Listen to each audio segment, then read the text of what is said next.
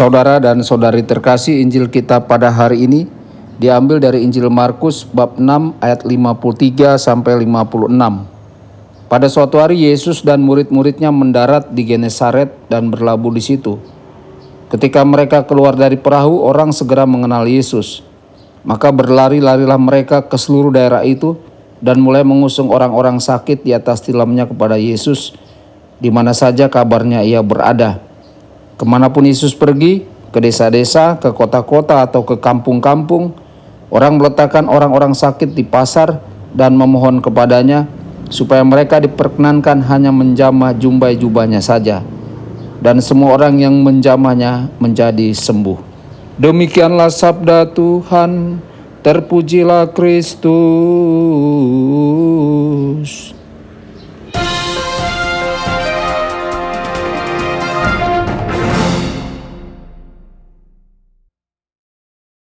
Saudara dan saudari terkasih dimanapun Anda berada, jumpa lagi dengan saya Romo Tedens dalam saluran Warta Kabar Sukacita.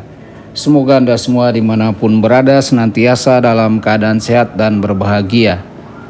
Orang-orang mengenali Yesus dan mulai bergegas ke seluruh pedesaan.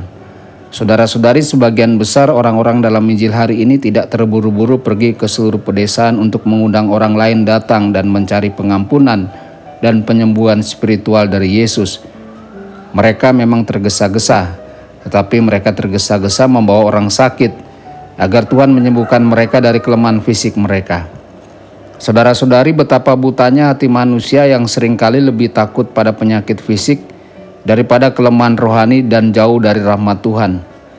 Penyakit paling parah yang dapat kita derita adalah penyakit yang berasal dari dalam diri kita, karena dari hati muncul segala pikiran jahat, pembunuhan, perzinahan, ketidaksucian, pencurian, sumpah palsu, hujat. Inilah yang menajiskan orang. Banyak orang membaringkan orang sakit di ruang terbuka dan memohon agar Yesus membiarkan mereka menyentuh pinggiran jubahnya.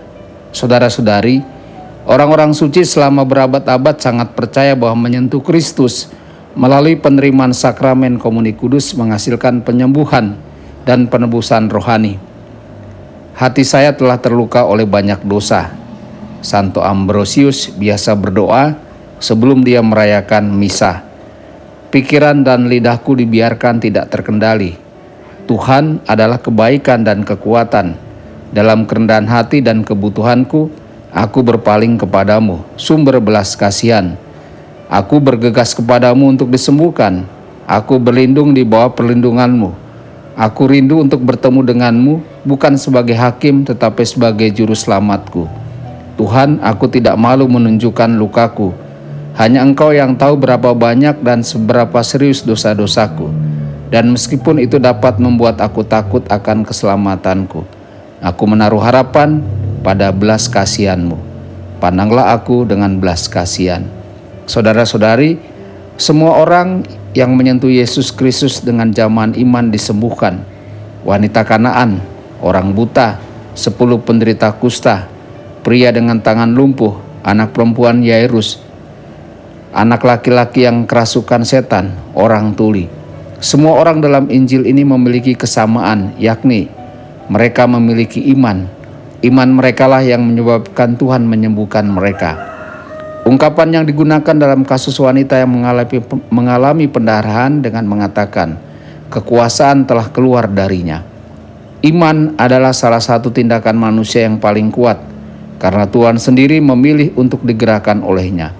Saudara-saudari, seberapa kuat iman kita pada kuasa Tuhan kita Yesus Kristus? Apakah kita memperkenankan Tuhan untuk bertindak dalam hidup kita dengan iman kita? Tuhan Yesus memberkati dan menyertai Anda semua. Sabda Allah adalah kebenaran. Sabda Allah adalah kehidupan. Mari kita mencintainya. Mari kita menghayatinya,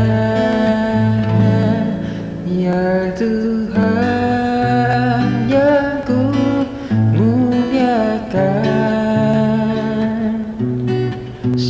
dalam